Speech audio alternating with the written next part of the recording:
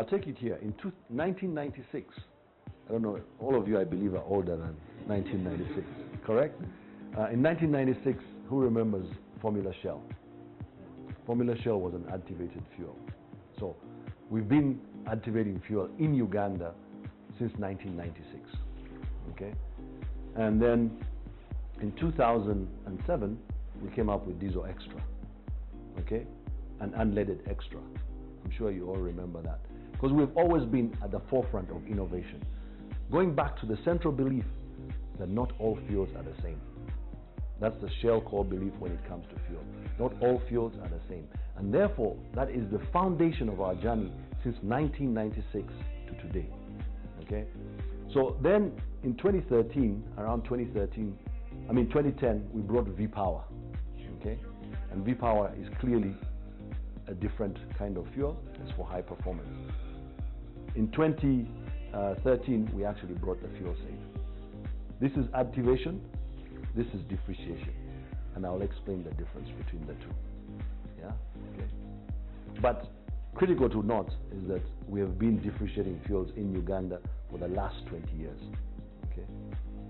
Additivation is just purely a process of adding a special formulation. Even some of you who go to, you know, these days there's this triangle. What do you call it? The triangle cells. Yeah, like is it the guys who sell the tablets? Exactly, the pyramid cells. They sell additivation. You go to some of these, additivation is one of their products. You go to Toyota, you get a bottle which you can mix in that. That's additivation. You can do it. You can go to the supermarket, and also if the supermarket has an additivation, you can actually do it. And it's like putting jik in your wash so that you get a brighter shirt. Okay? It's really a special formulation to the base fuel to enhance certain properties and attributes. For instance, inclusion of a cleaning detergent, okay, to offer engine cleansing and protection. Okay, that is additivation, and that is really phase one of where we have moved since then to differentiation. Okay, differentiation is extending the product portfolio to appeal to customer-specific needs.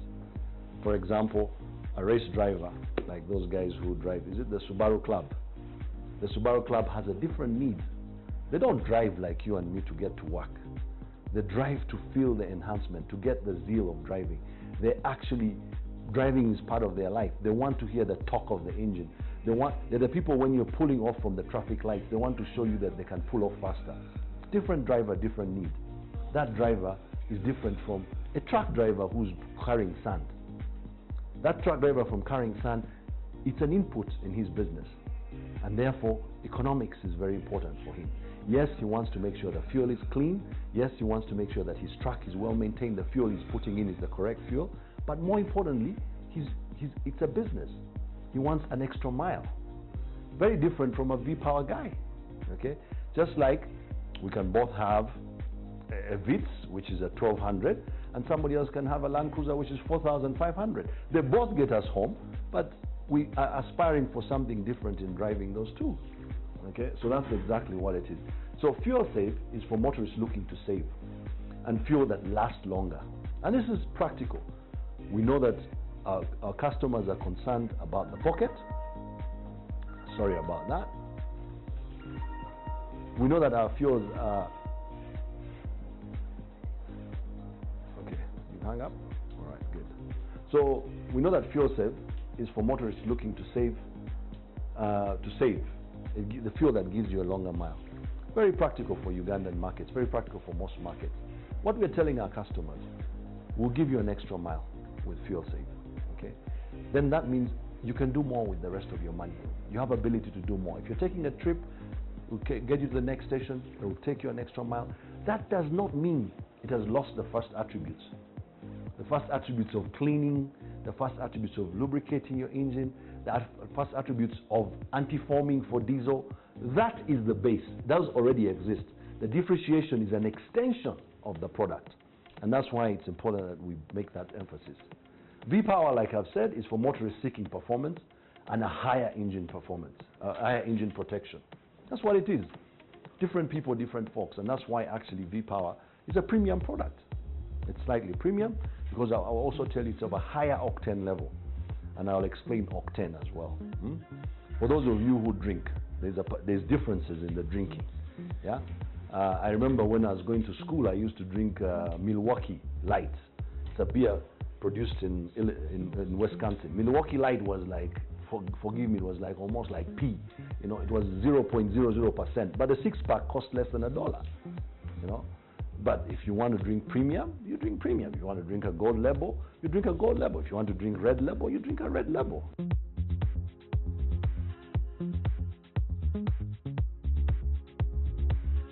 Shell does not actually deliver ordinary fuels. We have differentiated fuels, and these fuels have specifications and standards. So what the lab does is that once these fuels are loaded from the different terminals, the loading terminal specifies the product grade and the characteristics of that product grade. So on receipt at our depot, what we do is to make sure that we verify the documentation of that product grade with what we expect, and then the procedure for receiving that fuel grade goes on. We check out for the appearance of the product. For example, you can look at this.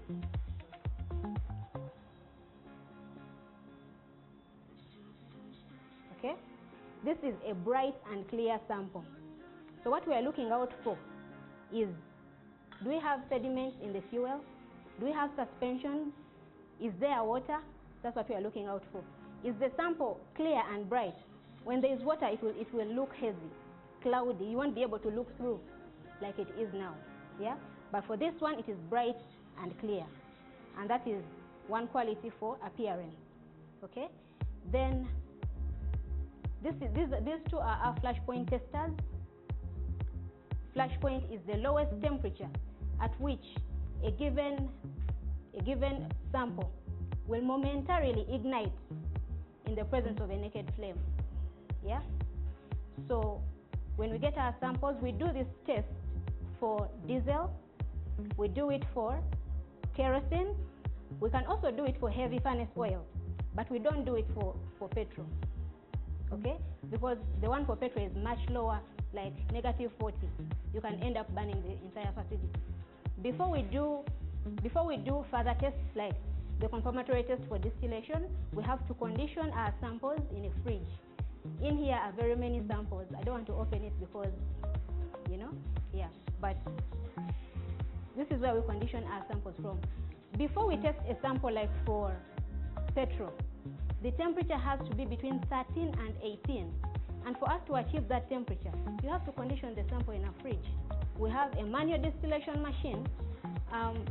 This is our confirmatory test.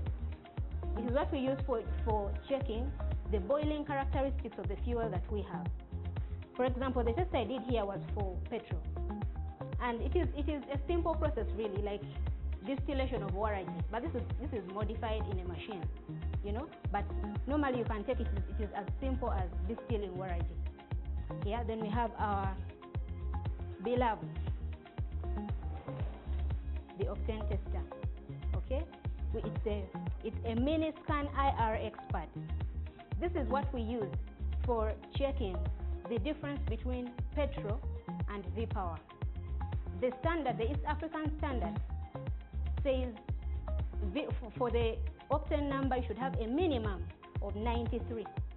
Minimum 93. That is for regular petrol. Our V-Power has a minimum of 95. Yeah, so it can go beyond. It can be 95 and above. Yeah, so I'm going to demonstrate to you. Sorry. We can also differentiate them from the color, because you see one is darker than the other. However, color is not a confirmatory test. We have to do other tests to ascertain the quality of products that we actually have.